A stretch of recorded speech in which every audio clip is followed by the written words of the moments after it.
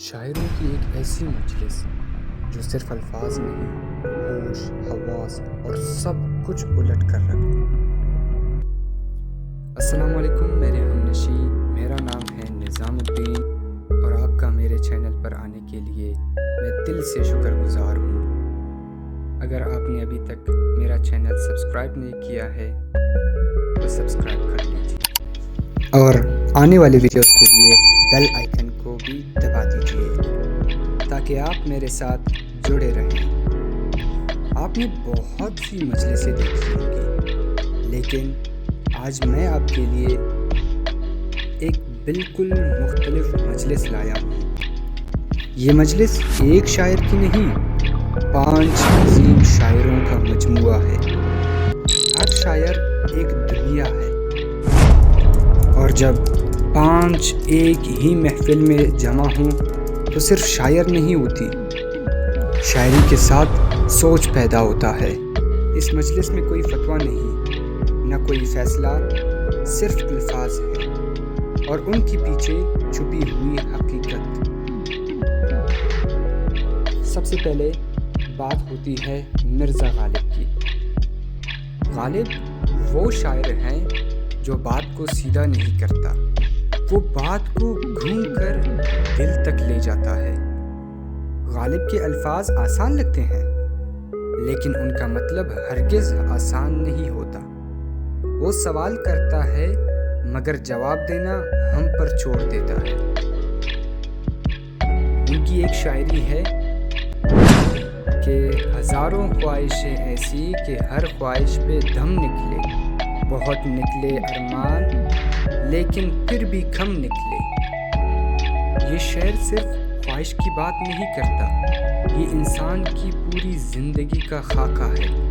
انسان چاہتا ہے اور جب اسے ملتا ہے تو اسے لگتا ہے کہ ابھی اور چاہیے۔ غالب کہہ رہا ہے کہ مسئلہ خواہش نہیں، مسئلہ انسان خود ہے۔ اب محفل میں آتے ہیں علامہ اقبال۔ اقبال شاعر کم اور سوچ زیادہ ہے۔ اقبال کا انداز مختلف ہے، وہ درد بیان نہیں کرتا، وہ راستہ دکھاتا ہے۔ اقبال کے لیے مسئلہ یہ نہیں کہ تم گر گئے، مسئلہ یہ ہے کہ تم اٹھنا چھوڑ دو۔ اس کی ایک شاعری ہے کہ خودی کو کر بلند اتنا کہ از تقدیر سے پہلے خدا بندے سے خود پوچھے بتا تیری رضا کیا ہے۔ اب محفل کا رخ تھوڑا بدلتا ہے۔ اب بات ہوتی ہے فیض احمد فیض کی۔ فیض وہ شاعر ہے جو صرف عشق کی بات نہیں کرتا، وہ ظلم کی بات بھی کرتا ہے۔ فیض کے الفاظ نرم ہوتے ہیں، لیکن ان کا اثر گہرا ہوتا ہے۔ فیض کے نزدیک درد صرف پرسنل نہیں ہوتا، درد کلیکٹیو ہوتا ہے۔ ان کی ایک بہت ہی گہری شاعری ہے، وہ کہتے ہیں اور بھی دکھ ہے زمانے میں محبت کے سوا، راحتیں اور بھی ہیں وصل کی راحت کے سوا۔ فیض یہاں محبت کو چھوٹا نہیں کر رہا، وہ کہہ رہا ہے کہ دنیا صرف عشق سے نہیں چلتی، یہاں بھوک ہے، یہاں ناانصافی ہے، یہاں ظلم ہے۔ فیض کے لیے اصل گناہ یہ نہیں کہ تم کس سے محبت کرتے ہو، اصل گناہ یہ ہے کہ تم ظلم دیکھ کر خاموش روتے ہو۔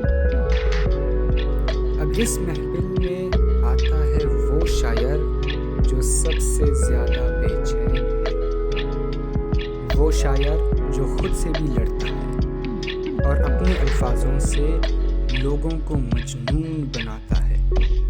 جون کو جواب پسند نہیں، اسے سوال پسند ہے۔ ایک مرتبہ اس نے مجلس میں بہت ہی عجیب شاعری رکھ دی۔ وہ کہتے ہیں میں بھی بہت عجیب ہوں، اتنا عجیب ہوں کہ بس خود کو تباہ کر لیا اور ملال بھی نہیں۔ جون ایلیا صاحب یہاں فخر نہیں کر رہا، وہ اپنی ہار قبول کر رہا ہے۔ جون ایلیا کے لیے شراب بھی ایک بہانہ ہے، خاموش خاموشی بھی ایک بہانہ ہے۔ اس کا اصل درد یہ ہے کہ دنیا کو سمجھنے کی کوشش میں وہ خود کو کھو چکا ہے۔ بہت عجیب ہوا۔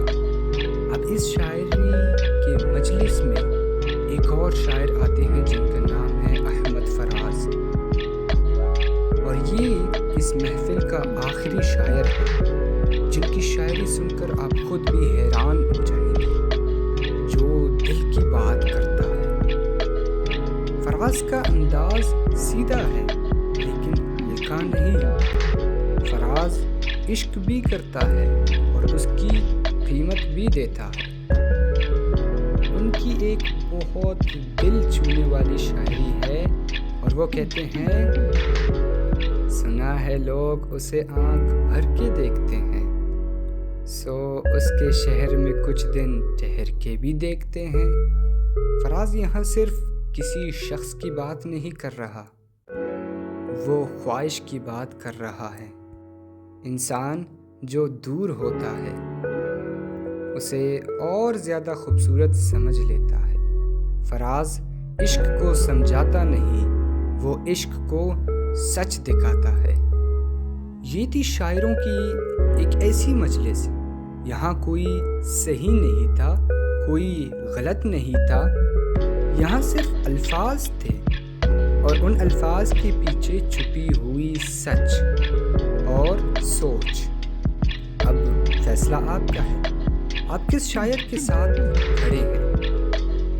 آپ سوچ لیں، شاعری کو سمجھ لیں، سن لیں۔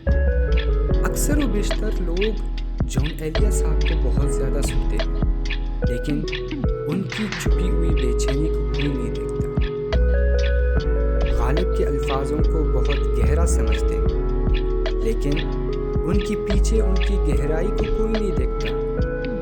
اور باقی شاعروں کو لوگ بہت ہی دانا سمجھتے ہیں، لیکن ان کی دانائی کے پیچھے ان کی کوشش نہیں دیکھتے۔